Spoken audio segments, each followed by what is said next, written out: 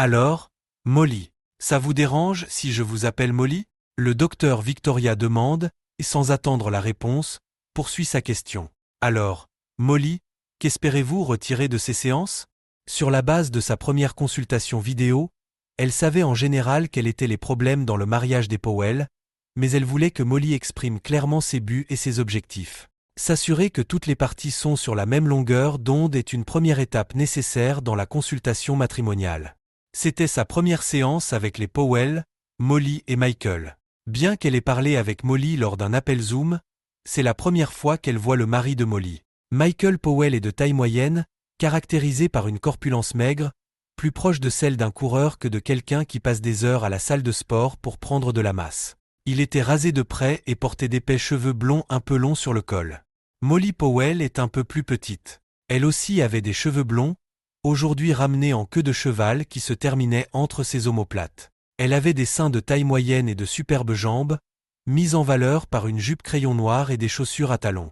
Les jambes bronzées étaient celles d'une athlète. Des mollets musclés que les talons hauts mettaient parfaitement en valeur.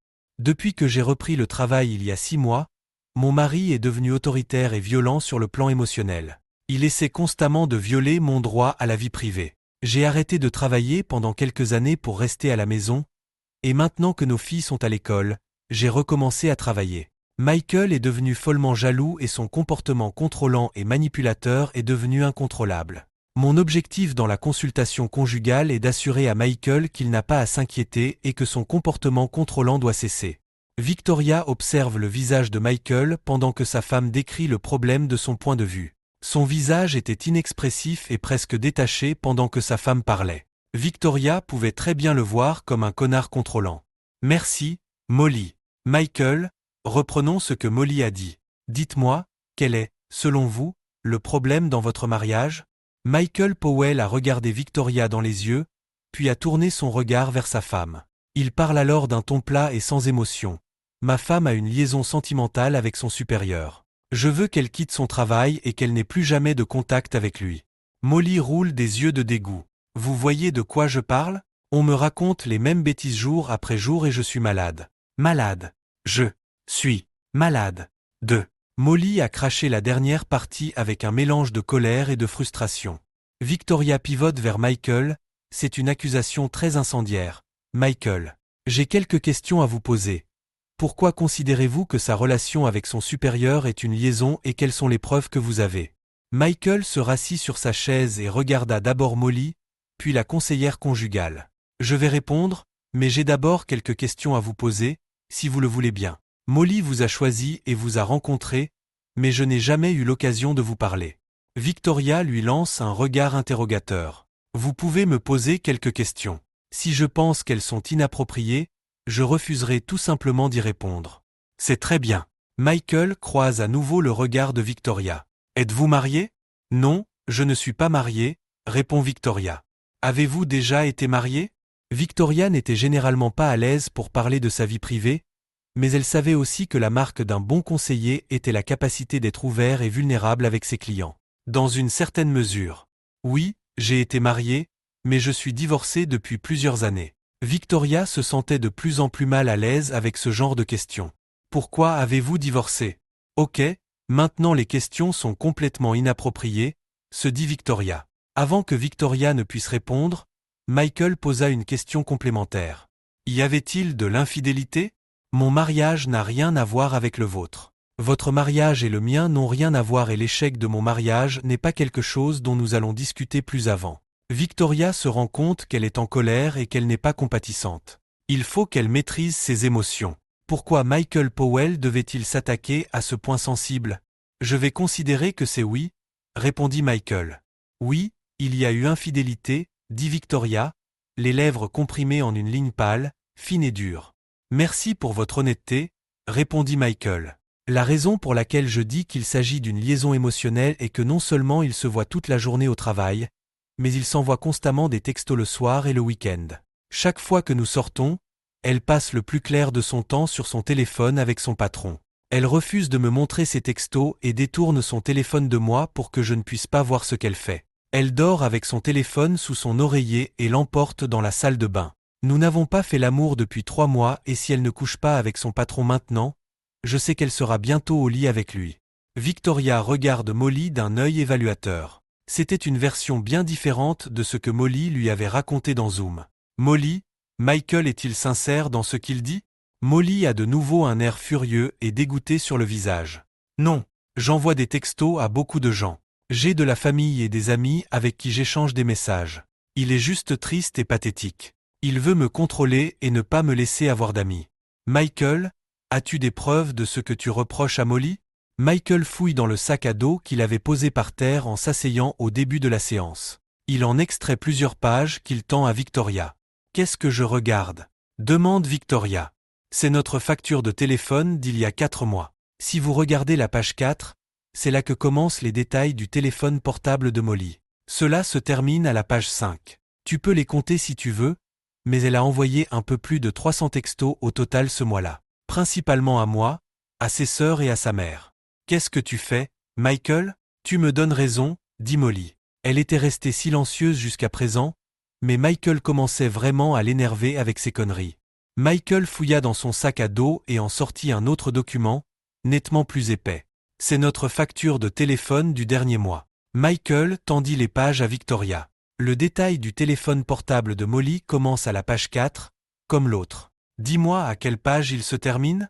Victoria a feuilleté les pages et a levé les yeux. Surprise, page 12. Il y a 7 pages de texte de plus sur cette facture que sur l'autre facture que vous m'avez montrée. C'est exact, dit Michael. Maintenant, regarde les numéros de téléphone. Ce sont presque tous les mêmes numéros, répond Victoria. On dirait qu'il y a des milliers de textos au même numéro. Victoria se tourne vers Molly. Molly, j'envoie des textos à mon patron. Et alors? Nous avons une très bonne relation et il me comprend. Mais je ne te trompe pas. Je n'ai pas de liaison. Molly crie à Michael. Victoria regarde Michael dont l'expression est à l'opposé de celle de Molly. Alors qu'elle était agitée et émotive, il était calme et presque placide dans son comportement. Prouvez-le, dit Michael. Cette déclaration mit Molly et Victoria au pied du mur. Ce n'était pas à Molly de prouver qu'elle n'avait pas de liaison, mais à Michael de prouver qu'elle en avait une. Comment puis-je prouver que je ne fais pas quelque chose? Demande Molly. On ne peut pas prouver une chose négative. Me demander de le faire est aussi ridicule que de penser que j'ai une liaison. Michael tend la main et dit, tu peux le prouver à ma satisfaction. Tout ce que tu as à faire, c'est de me laisser lire tes textos. Molly regarde vers Victoria. Tu peux croire ce que j'ai à gérer? C'est ce que je voulais dire quand j'ai dit que je n'avais pas de vie privée. Elle roule des yeux vers Michael. Elle roule des yeux vers Michael. Tu veux lire mes textos? Molly fouille dans son sac et sort son iPhone. Molly fouille dans son sac et sort son iPhone. Après, tu pourras t'excuser auprès de moi et laisser tomber ce sujet ridicule. Elle tendit son téléphone à Michael après avoir déverrouillé l'écran.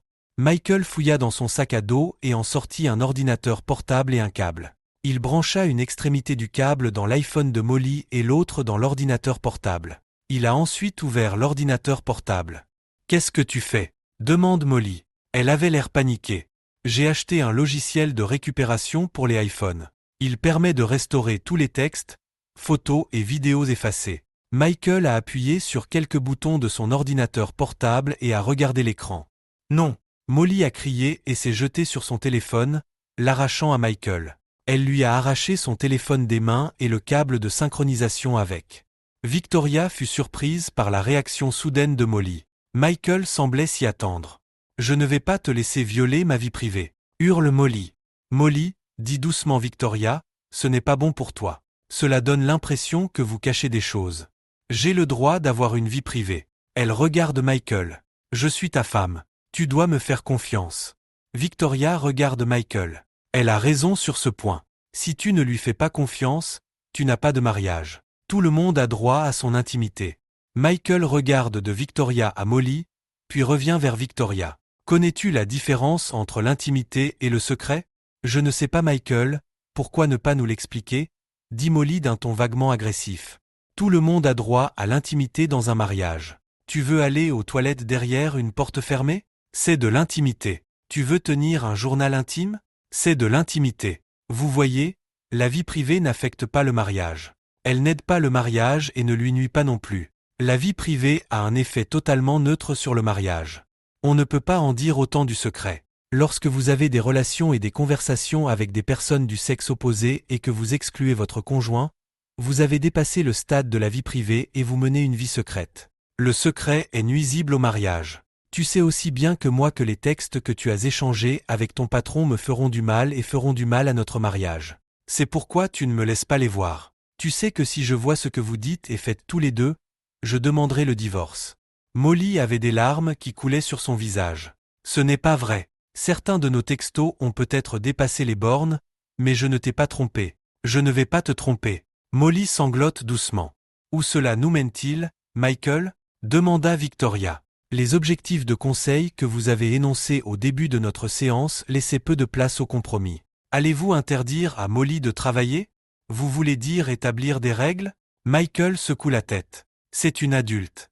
Tout comme il avait posé la question de la vie privée par rapport au secret, Michael avait une autre question pour le conseiller. Connaissez-vous la différence entre les règles et les limites ? Victoria acquiesce. Oui. Mais pourquoi ne pas nous dire ce que vous pensez ? Les règles sont ce que l'on impose aux autres. Tu dois faire ceci ou tu ne peux pas faire cela. Faire des règles pour les enfants est une chose, mais vous ne pouvez pas faire de règles pour les adultes. Ce que vous pouvez faire, c'est fixer des limites pour vous-même et créer des conséquences lorsque quelqu'un franchit ces limites. Par exemple, je ne suis pas à l'aise quand tu fais ça. Si tu continues à me mettre mal à l'aise, il y aura des conséquences. Tu vois, les limites sont pour ta propre protection.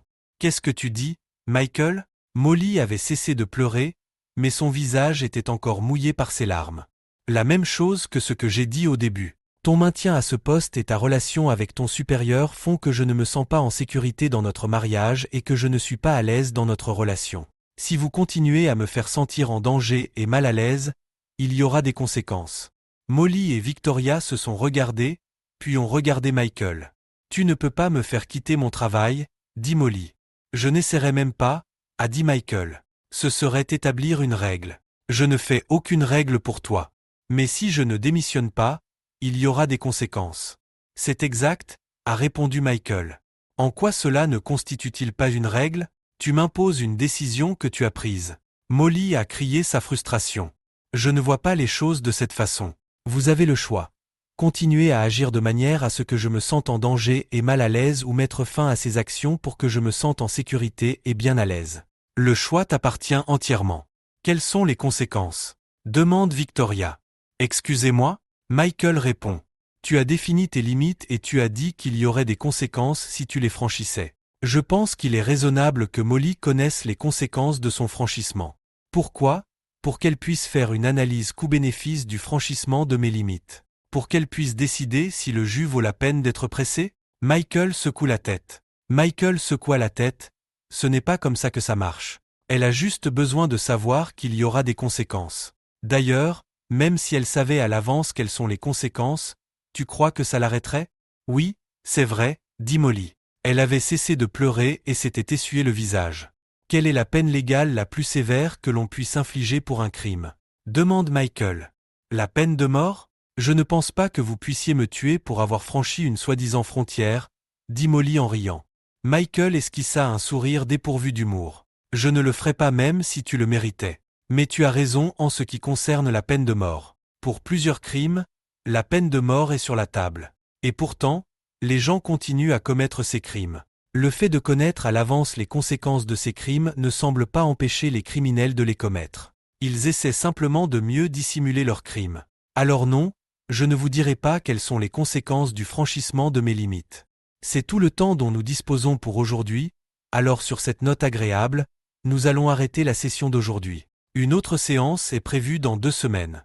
J'ai un très bon sentiment sur ce que nous avons accompli aujourd'hui. C'était la phrase de conclusion de la séance que Victoria utilisait le plus souvent. En vérité, elle n'avait aucune idée de ce que Michael pensait. Molly se leva en souriant à son mari, mais Michael la regarda tristement et secoua la tête. Tu as raté une très bonne séance il y a 2 semaines, dit Victoria. Molly a dit que tu devais soudainement quitter la ville pour des raisons professionnelles. Je lui ai dit que nous avions eu une réunion très productive, a dit Molly à Victoria. Je me sens beaucoup mieux à propos de notre mariage pour l'avenir. Michael semblait encore plus détendu lors de cette séance que lors de la précédente. Lors de cette séance, il semblait triste et résigné. Cette fois-ci, il était presque joyeux. Victoria se dit que cette séance sera bonne. Molly commence, l'une des choses dont le docteur Victoria et moi avons parlé, c'est la transparence et l'importance qu'elle revêt dans un mariage. Molly poussa son téléphone portable vers Michael. Tu peux le consulter et récupérer mes messages, dit Molly.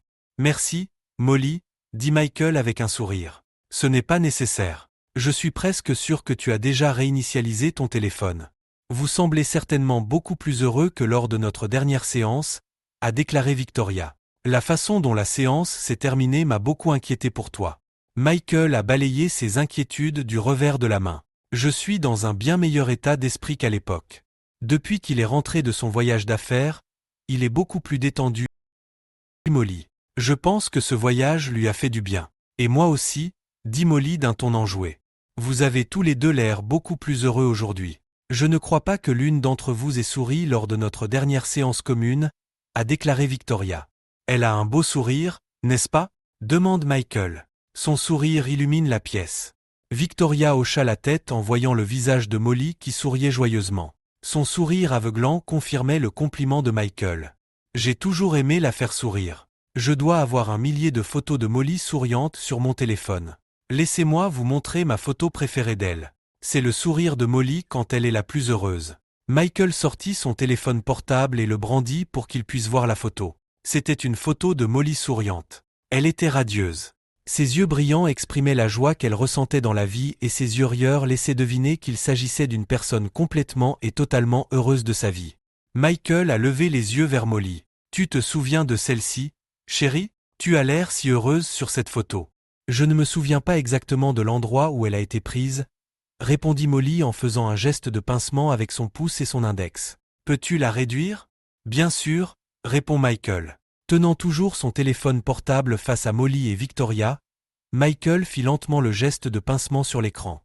Sous le regard de Victoria et de Molly, la photo de Molly a commencé à rétrécir tandis que l'arrière-plan prenait forme. Au fur et à mesure que Molly rapetissait, on pouvait voir qu'elle se trouvait à quelques mètres devant une porte. Alors que Molly continuait à rapetisser, un bras est apparu, la main sur la poignée de la porte, et l'image complète de la personne derrière elle a pris forme. Bébé, laisse-moi t'expliquer, dit Molly. Ses sanglots se transformèrent rapidement en hyperventilation alors qu'elle commençait à comprendre ce qu'elle voyait. Michael l'ignora en continuant à pincer l'écran de son téléphone. Il s'agissait manifestement de Molly sortant d'une chambre de motel avec un homme. Molly se mit à gémir. Son superviseur? Demanda Victoria avec tristesse. Tu l'as eu en une seule fois, dit Michael. Et regardez l'heure. 4 heures après sa séance avec vous. Michael fit un geste sur l'écran du téléphone. C'était une autre photo de Molly devant la porte du motel, cette fois-ci en train d'entrer. Regardez l'heure, dit Michael. Moins d'1 heure après la fin de votre séance avec elle, elle est dans une chambre de motel avec la personne avec laquelle elle a dit qu'elle ne me tromperait jamais. Beau travail de conseiller conjugal. Je ne pense pas que vous ayez le mérite de l'avoir sauvée. Molly a gémi encore plus fort en entendant cela. Je suis vraiment désolé, bébé. On peut arranger ça. Cela ne voulait rien dire. Je vais quitter mon travail. Nous pouvons travailler à sauver notre mariage. Michael sourit et secoue la tête. Ces conséquences que tu voulais connaître? Eh bien devine ce qu'elles sont? Je vais divorcer. C'est une évidence. Je ne veux plus que tu quittes ton travail. Tu vas avoir besoin de ce revenu. Michael tend à Molly une carte de visite. Ce sont les coordonnées de mes avocats. Il faut que tu te trouves un avocat et que tu lui donnes les coordonnées de mon avocat. Avant de venir ici, j'ai fait emballer toutes tes affaires et je les ai déposées chez tes parents. Ils ne sont pas contents de toi, mais ils ont accepté que tu restes avec eux. La maison était à moi avant notre mariage, elle ne fera donc pas partie du règlement. Et je ne veux pas que tu sois là. Après aujourd'hui, je ne veux plus jamais te voir. À ce moment-là, Molly est entrée dans une véritable crise de nerfs, tandis que Michael s'est levé et s'est dirigé vers la porte. Victoria semblait en état de choc. Est-ce que tu vas faire quelque chose pour ta femme? Michael secoua la tête. Tu veux dire ma future ex-femme? Non, c'est ton problème. Tu as eu l'occasion de lui demander des comptes et tu ne l'as pas saisi. Tu lui as fait une telle impression lors de la dernière séance qu'elle est immédiatement sortie et m'a trompé après t'avoir quitté. Au fait, j'ai découvert que lorsque vous avez dit que votre mariage s'était terminé à cause d'une infidélité, il s'agissait en fait de votre infidélité, et non de celle de votre mari. Si j'en parle, c'est parce que je pense que le conseil conjugal n'est pas la meilleure solution pour vous. Michael se leva et se dirigea vers la sortie du bureau. Il regarda Molly. Elle était assise par terre, se serrant dans ses bras et se balançant d'avant en arrière tout en répétant « Je suis désolé. Je suis désolé. Je suis désolé ». Il secoua la tête devant cette scène désolante et sortit. Merci d'avoir regardé cette vidéo jusqu'au bout. Si vous l'avez appréciée, abonnez-vous à la chaîne et donnez un like à cette vidéo. À bientôt.